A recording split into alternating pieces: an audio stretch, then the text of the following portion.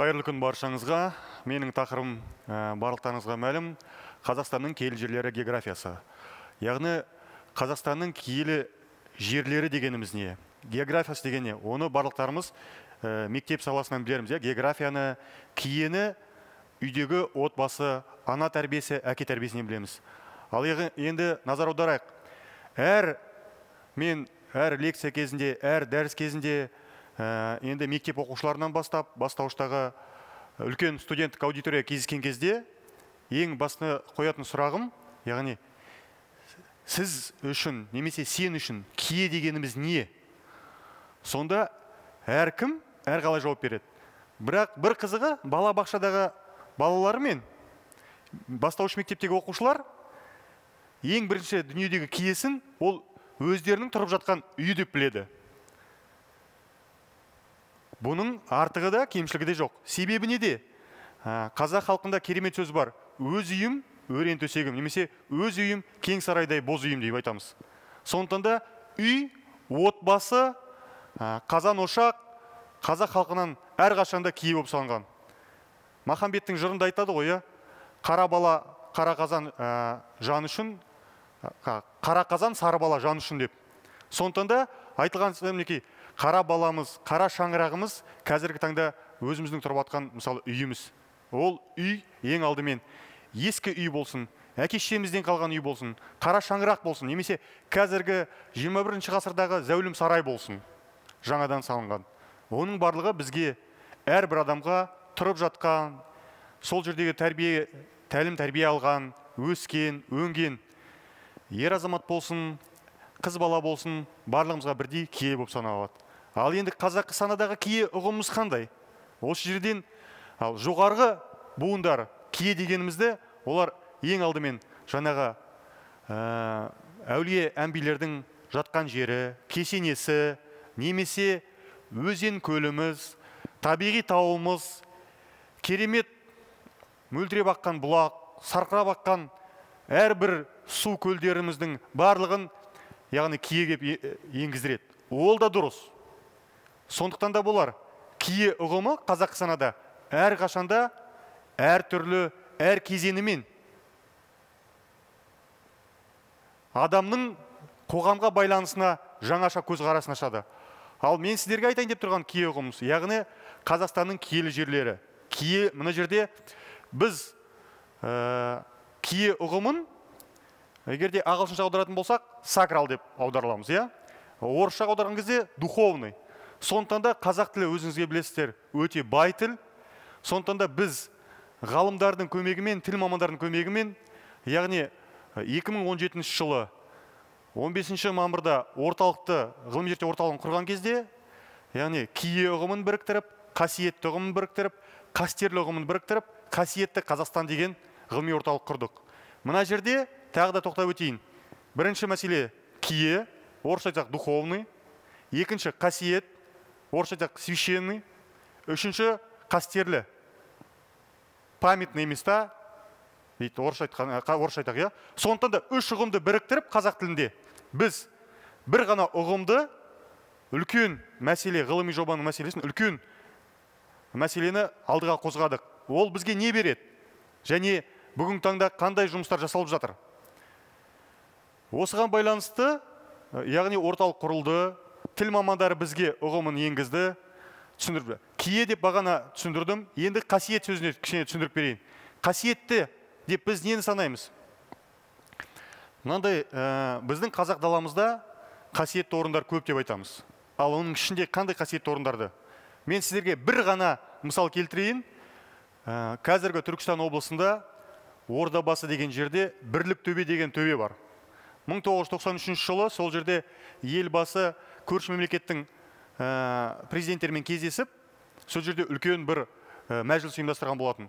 Ал тарихқа үңілсек, 1723 жылы қазақтың үш биі, яғни төбе биіміз Төле би, орта жүзден шыққан Қаздауысты Қазыбек және кіші жүздің биі Әйтеке би бірігіп, сол жерде бүкіл қазақ халқын, яғни ұрандатып, ер азаматтарды жинап, сол жерде үлкен бір жиын болған тұғын. Ол жерде Ордабасындағы жаңа Бірлік төбе. Бірлік төбе қарасаңыз, жай топырақтан үйінген төбешік. Ауылының қандай қасиеті бар? Қараңыздар, ол топырақтың жиналу, аңызға байланысты жиналу себебі әр өңірден Алтайдан бастап Атырауға дейін ат үстінде отыратын ер азамат туған жерінен бір уыс топырақ алып, сол орда басында бірлік төбеде, яғни біздің еліміз, біздің жеріміз, мен осы жерден шыққан ер едім деп, мінекей сіздермен біргеміз деп, яғни қазақтың сол кездегі хас жауының бірі жоңғарларға, ойраттарға қарсы ең алғашқы қол құрған сол жерде болатын тұғын. Сол біз үшін қазіргі таңда қазақ даласы үшін, Қазақстан үшін қасиетті орын болып есептеледі. Мінекей. Ал енді тағы да бір бағана айтқан сөзім қастерлі орын. Места памяти. Ол қандай орын? Мысалы бәрімізге белгілі, мынау Нұр-Сұлтан қаласының іргесінде Алжир деген музей кешен бар. Оны біреу білер, біреу білмес, бірақ та кеңес заманында дүниеге келген, немесе кеңес заман тарихын оққан, қазіргі Қазақстан тарихын оққан балалар да жақсы білер. Алжир десе, біреу тітіркенер, біреу көзіне жас алар. Негізінде біздің қыз келіншектер өте жүрегіне сондай бір секем алып, бір жағынан қорқынышпен, үреймен қарайды. Себебі, егер жасатын болсақ, Алжир дегеніміз Акмолинский лагерь жон изменников Родины. Яғни халық жауының әйелдері, қарындастары, аналары, қыздары түрмеге отырған орын мінекей Алжир болған тұғын. Ол біздің тарихи жадымызда сақталып қалды. Яғни қаншама алаш азаматтарының жан-жарлары, қарындастары, қыздары жапа шеккен орын біз үшін ұмытылмайтын орын. Ал бірақ ол жерде ешқандай кие де, қасиет те жоқ. Сондықтан да ол бізге қастерлі. Мінекей, бағана айтып өткен себеп, мінекей, үш ұғымның біреуі қастерлі орын. Тағы да мысал келтірейін қастерліге байланысты. Өзіңіз білесіздер, қазақ тарихында 1949 жылдан бастап 1991 жылға дейін мынау Шығыс Қазақстан Семей өңірінде атом полигоны жарылыстары болды. Оны барлықтарымыз да білеміз. Қаншама жапа шеккен халқымыз бар. Яғни бүгінгі 175 жылдығы тойланып жатқан ұлы ақынымыз Абайдың жерінде сондай жапа шеккен орындар болды. Полигонның әр қазақ даласына өте ерекше әсер қалдырып, немесе өз зардабын тигізтесем, артық айтқаным емес. Себебі осыдан 4-5 жыл бұрын мен Кәріпбек Күйіков деген суретшімен кездестім. Бұлай қарасақ жай ғана суретші, бірақ та Алла берген екі қолы жоқ. Суретті аяғымен салады. Яғни сол Семей полигонының зардап шеккен азаматы. Яғни 69 жылы 20 жылдан кейін 69 жылы дүниеге келіп, өкінішке орай екі қолдан туа біте екі қолдан айырылып, сондай. Қазіргі таңда ол кісінің жасап жүрген еңбектері өте зор. Бірақ та 1991 жылы Семей полигоны тоқтатылғаннан кейін 1996 жылы, яғни сол Семей ядролық полигон жарылыс болған жерде ұмытылмас белгі қойылды. Бұлай қарасаңыз, әр адамға жай ғана ескерткіш есебінде, памятник деп айтамыз ғой орысша, жарылыстың себепкері, бұлай қарасаңыз, суреттерде ғаламтордан кездестіруге болады. Ешқандай басқа адамға, немесе қазіргі таңда тәуелсіздік жастарына ешқандай әсер бермес. Ал сол кездегі 40 жыл бұрын, немесе 30 жыл бұрын туған жастарға өте әсерлі және көзіне жас алдырмайтын ескерткіштердің бірі. Яғни ол біздің жадымызда сақталған. Бұл да бізге қасиетті емес, қастерлі орын. Мінекей, құрметті тыңдармандар, бағана айтқандай, киелі орын, қасиетті орын және қастерлі орын. Үш ұғым осындай. Енді ары қарата жалғастырайын. Біздің дегенде, мен өзім енді орталықтың жұмысын сіздерге түсіндірейін. 5 жыл бойы, яғни 2017-ден 2021-ге дейін жасалған жұмыс жоспарлары бар. Соның нәтижесінде барлықтарымызда білеміз, Қазақстан халқының жалпылтық қасиетті нысандары кітабы жарық көрді. Өңірлік қасиетті нысандар кітабы да жарық көрді. Ол біздің жасалып жатқан үлкен еңбектеріміздің бірі. 2017 жылы, яғни алфавитке байланысты қасиетті Қазақстан, қазақ тілінде, орыс тілінде сакральный Қазақстан энциклопедиясының бірінші томы жарық көрді. Ол біз үшін үлкен мәртебе болды. Яғни 2017 жылы рухани жаңғыру басталғаннан кейін 12 сәуірде жарық көрсе, 2017 жылы 16 желтоқсанда тәуелсіздік қарсаңында біздің алғашқы еңбектеріміз жарық көре бастады. Одан кейін сол жылы, яғни Казmaps.kz мобильдік қосымшасы интеллектуалды және виртуалды 3D турларымен картасы жарық көрді.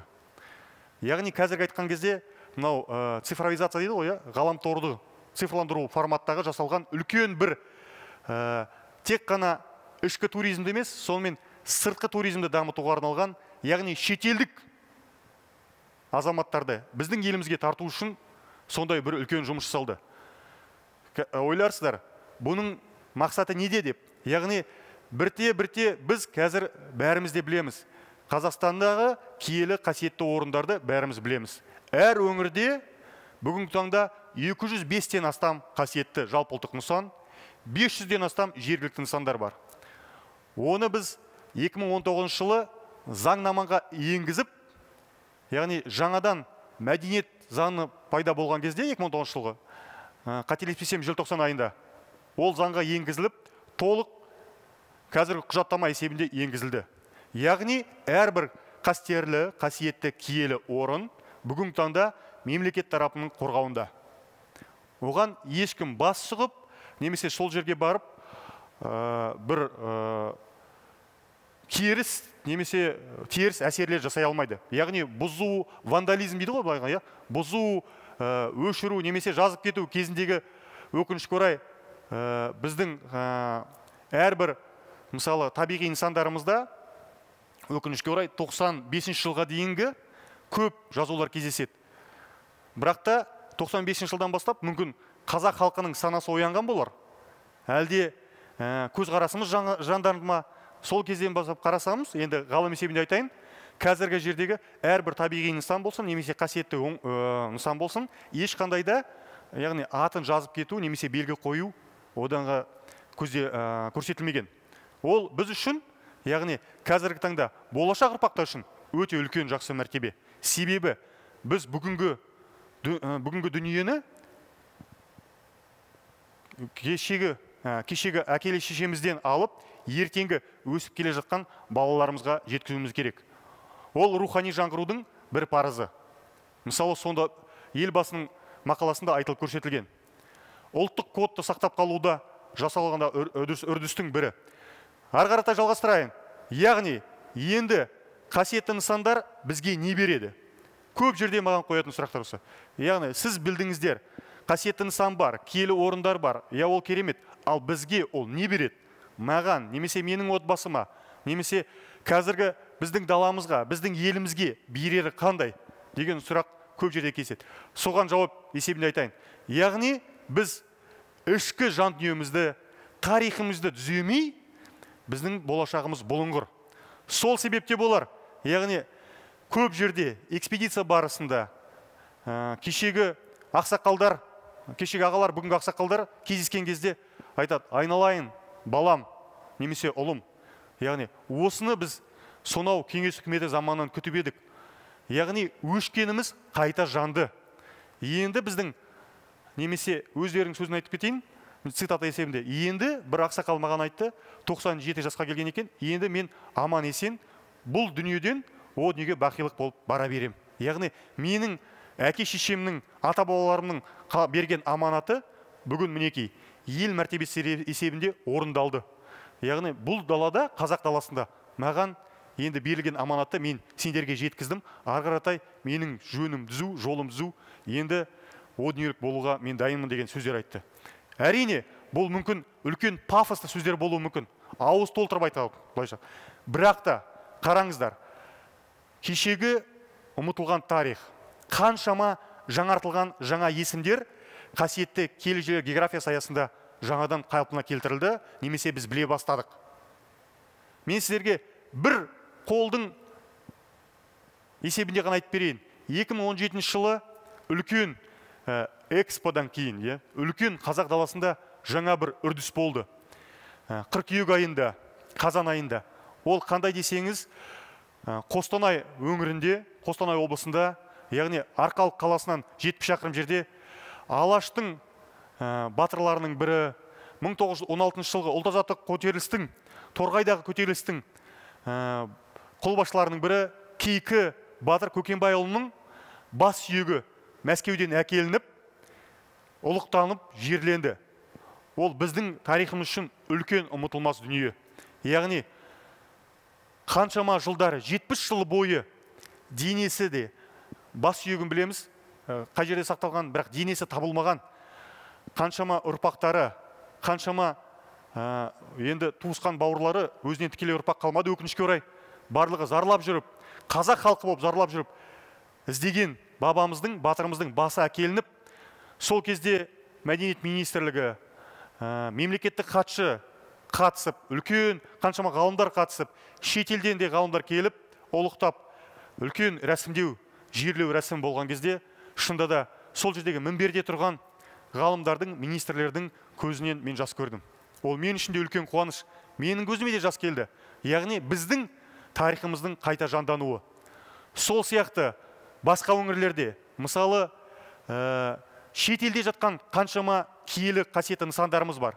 Оның біреуін біз білсек, біреуін білмейміз. Солардың барлығын толықтырып, алдағы уақытта біз еңбектерді жасадық. Яғни 18 жылы, 2019 жылы, 2020 жылы бүгінде ол өз үрдесін жалғастырып келеді. 5 жылдық бағдар 2021 жылы Алла сәтін салса, ол да өз жалғасын табар. Енді айтайын дегенім, осы тарихи тұлғаларға байланысты қаншама елді мекендерде қазақы атаулар берілді. Тағы да бір мысал, 125 жылдығы, бұл қателеспесем 2018 жылы 125 жылдығы тойланған Бейімбет Майлыұлы Майлиннің, яғни туған жерінде Майлин ауданы аты берілді. Ол да біз үшін үлкен мәртебе. Енді қазақ даласында қаншама шығысқа көз салсақ, Зырянов деген орысша атауы бар қала қазақша Алтай болып аталды. Яғни Алтай жеріндегі біздің қазақтың шығысындағы қаламыз өз ескі атауын қайтып алды. Ол да біз үшін, яғни біздің ғылыми еңбектеріміздің, немесе біздің халықтың жадысында сақталып қалған, атадан балаға мұра болып келе жатқан біздің барлық жұмысымыздың нәтижесі. Мінекей, сіздерге өтірік болар, маған шын, барлық жасалған жұмыстардың бір легі. Ғалымдардың бас қосуы қаншалықты, яғни 5 саусақ бірдей емес дейміз, бірақ жұмылса жұрық дейміз.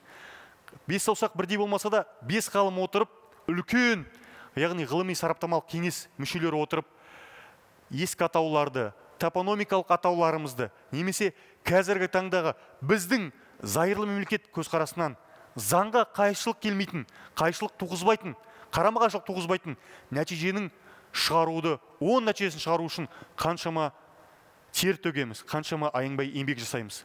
Осының барлығы бүгінгі таңда біздің жасалған жұмыстарымыздың бірі. Сіздерге тағы да бір жарнама есебінде айтайын.